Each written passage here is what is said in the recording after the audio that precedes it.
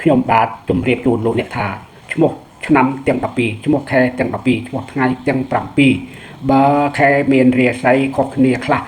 ខែខ្លះមាន28ថ្ងៃខែខ្លះមានចំនួន30ថ្ងៃខែខ្លះទៀតទៅមាន31ថ្ងៃ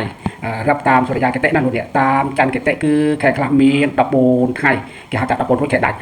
ខែខ្លះក៏មាន15ថ្ងៃគេហៅថា15រួចខែដាច់បាទរីឯឆ្នាំខ្លះមានតម្រួតខែដូចជាឆ្នាំអក្សរសាស្ត្រតម្រួតខែមានបឋមសាស្ត្រទុតិយសាស្ត្រដូចនេះចំនួនខែវាអាចលើសដល់13មិនគេទេ13ខែវាលើសពី12បាទខ្ញុំធ្លាប់ឃើញនឹងលឺជនខ្លះគិតមានក្បួនប្រសំវោហានេះនិយាយពីឈ្មោះឆ្នាំទាំង12រាប់ពីឆ្នាំជូតរៀងដល់ឆ្នាំកុលប៉ុន្តែគិតដកយកឈ្មោះឆ្នាំចន្លោះឧទាហរណ៍គិតរើសយកឆ្នាំឈ្មោះឆ្នាំអាយ៉ាយើងសង្កេតឃើញធ្លាប់ឮជនខ្លះកាន់ក្បួនប្រសំវោហានិយាយពីឈ្មោះឆ្នាំទាំង12បង្កើតជារបររកស៊ីផោប្រាប់គេថាឆ្នាំនេះមានរាសីល្អឆ្នាំនោះមានរាសីមិនល្អចេះទៅបាទឈ្មោះឆ្នាំទាំង12រាប់ពីឆ្នាំជូតរៀង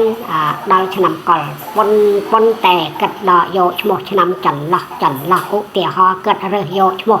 ឆ្នាំបានចំនួន4ឬ5ទៅ6ឈ្មោះឆ្នាំហើយគិតខំឃោសនាដោយពោលថា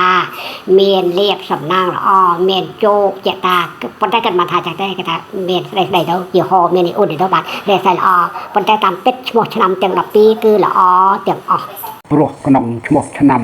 នីមួយក៏មានមនុស្សកើតនិងមានមនុស្សស្លាប់ដូចតែគ្នាក្នុងឈ្មោះខែទាំង12ក៏មានល្អមានមិនល្អជាធម្មជាតិរីឯឈ្មោះថ្ងៃទាំង7ក៏ដូចគ្នាមិនមានល្អឬអាក្រក់នោះទេឈ្មោះថ្ងៃអ្វីឈ្មោះខែអ្វីឈ្មោះឆ្នាំអ្វីក៏មានមនុស្សកើតមនុស្សស្លាប់ដូចតែគ្នាណាលោកអ្នកអ្នករកស៊ីទាយពលញុះបំភ័យអ្នកដទៃប៉ុន្តែជារបបប្រសំរោគប្រាក់របស់គេដែរហើយក៏ស្វាគមន៍សម្រាប់អ្នកដែលជឿដែរ